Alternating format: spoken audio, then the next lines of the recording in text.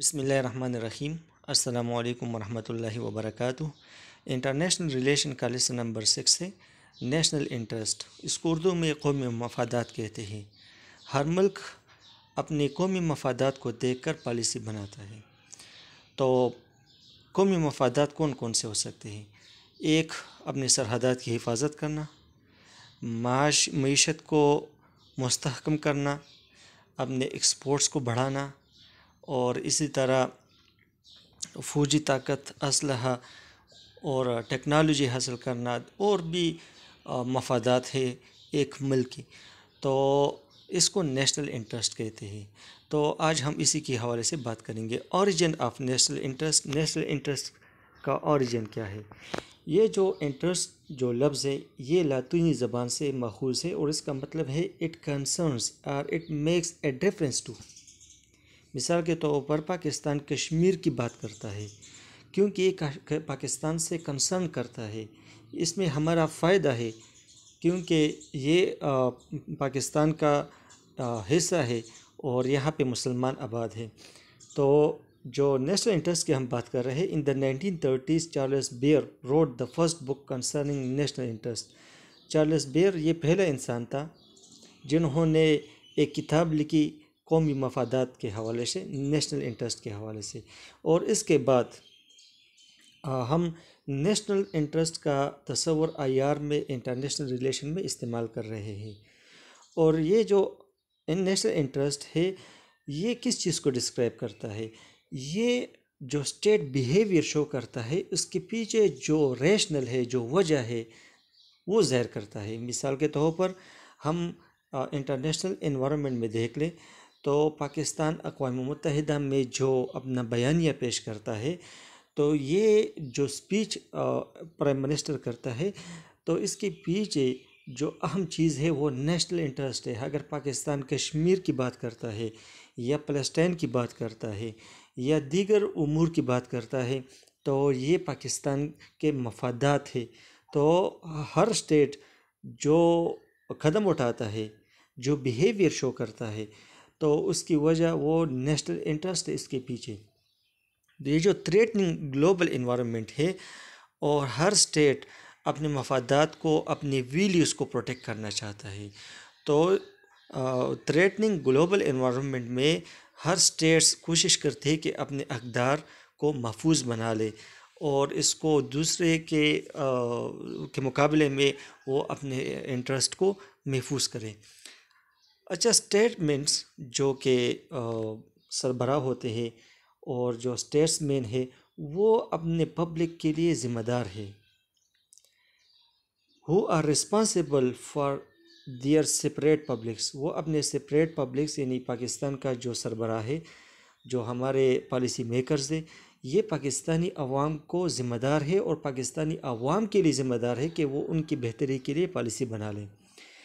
اور وہ ایک انسرٹن انوائرمنٹ میں کام کرتے ہیں کیونکہ ہمارے پالیسی میکر کے پاس بہت کم چوائس ہوتا ہے، کیونکہ جو گلوبل انوائرمنٹ ہے یہاں پہ کوآپریشن بھی ہے لیکن کمپٹیشن بہت زیادہ ہے، ریسورسز کم ہے، تو ان کے پاس بہت کم چوائس ہوتا ہے، اور ہر اسٹیٹ کی کوشش ہوتی ہے کہ وہ اپنے مفادات کو حاصل کرے اور دوسرے اسٹیٹس کے مقابلے میں زیادہ سے زیادہ اپنی قوم کو وہ فائدہ پہنچا سکے۔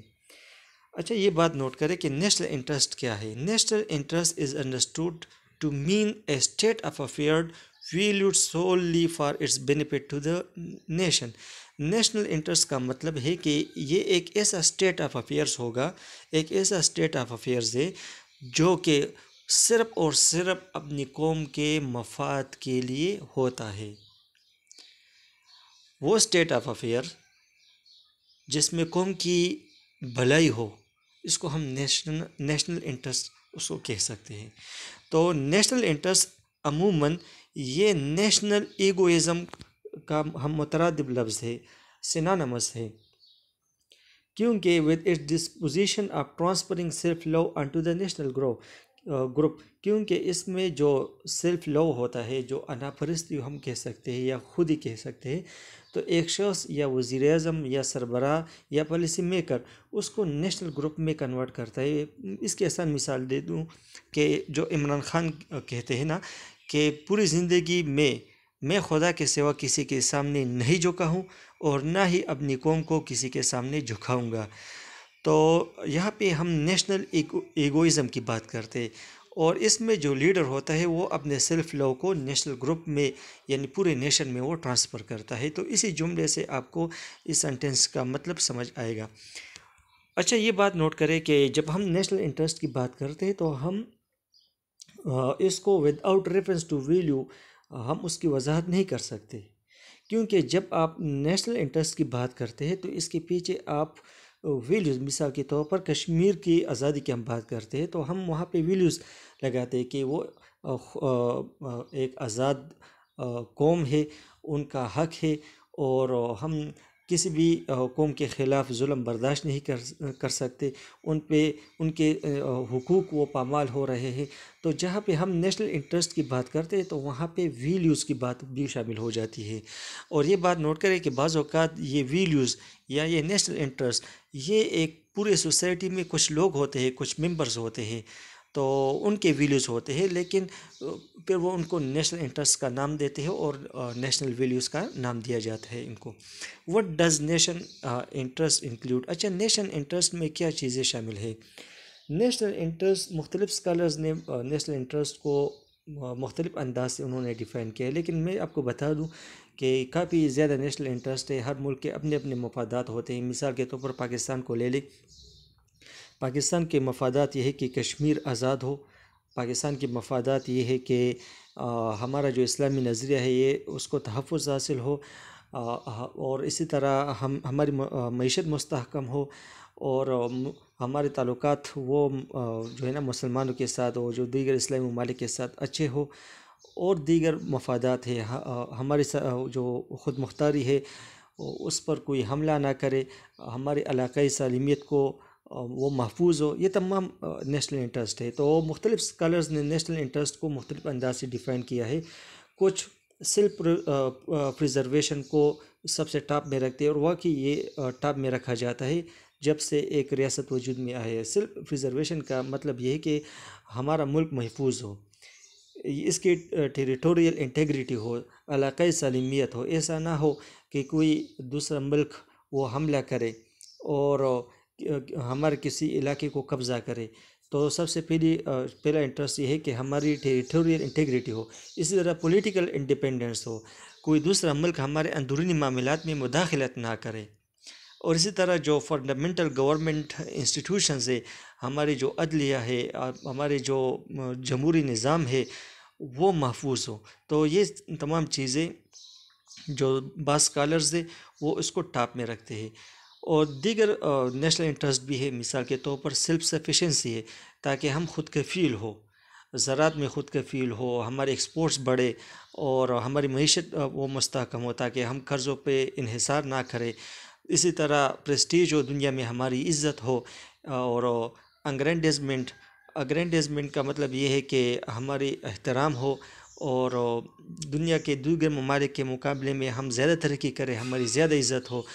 اس طرح چارلس بیئر نے جو ان کا جو نیشنل انٹرسٹ پہ انہوں نے فوکس کیا وہ تھا on the notion of territory and commerce.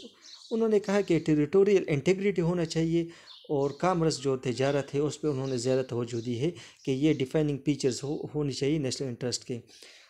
اور مارگنتاؤ کا کہنا ہے کہ ایک کنٹری کا جو نیشنل انٹرسٹ ہے وہ ان کے کیپیسٹی کے مطابق ہونا چاہیے، یعنی اپنی کیپیسٹی سے بڑھ کر اپنے لیے نیشنل انٹرسٹ ڈیفائن نہیں کرنا چاہیے۔ مثال کے طور پر پاکستان ایک کمزور ملک ہے، تو پاکستان اس چیز کا متحمل نہیں ہو سکتا کہ وہ امریکہ کے ساتھ وہ جنگ لڑے، کیونکہ یہ اس کی کیپیسٹی کے ساتھ پروپورشنیٹ نہیں ہے، اور کیونکہ جب ایک کمزور ملک طاقتور ملک کے ساتھ مقابلہ کرے گا تو نقصان کمزور ملک کا زیادہ ہوتا ہے۔ اور یہاں پہ یہ مارگنتاؤ کا کہنا، یہ ایک فلاسفر سے، اور ہم دیکھتے ہیں کہ جب دوسری جنگ عظیم ختم ہوئی تو جو برٹن ہے اور فرانس ہے، برطانیہ اور فرانس، اس کا کافی نقصان ہوا. وہ لڑائی کر رہے تھے تاکہ وہ سپر پاور بنے، لیکن ان کا الٹا اس پہ نقصان ہوا. الٹا نقصان یہ ہوا کہ جن ریاستوں پر ان کی حکومتیں تھیں، جن ممالک پہ، وہ ان سے آزاد ہوئی. کیونکہ ہم دیکھ لیں جو ساؤتھ ایشیا میں بر صغیر ہے، ہندوستان، پاکستان، بنگلہ دیش اور دیگر افریقن سٹیٹس، وہ آزاد ہوئے کیونکہ وہ اتنے بری طرح معاشی طور پر کمزور ہوئے تھے کہ یہاں پہ ان کو حکومت برقرار رکھنا مشکل تھا ان کے لیے. تو یہی وجہ ہے کہ مارگنتاؤ کا کہنا ہے کہ ایک کنٹری کا جو نیشنل انٹرسٹ ہے وہ ان کی صلاحیت کے مطابق ہونا چاہیے، اس سے بڑھ کر نہیں ہونا چاہیے. یعنی ایسا ٹارگٹ نہیں رکھنا چاہیے جو کہ جس کو حاصل کرنا مشکل ہو. Criteria for defining national interest. جب نیشنل انٹرسٹ کو ہم ڈیفائن کرتے ہیں تو کن چیزوں کو دیکھا جاتا ہے، ان کے لیے کیا کرائٹیریا ہے؟ تو سب سے پہلا آئیڈیولوجیکل کرائٹیریا ہے، نظریہ.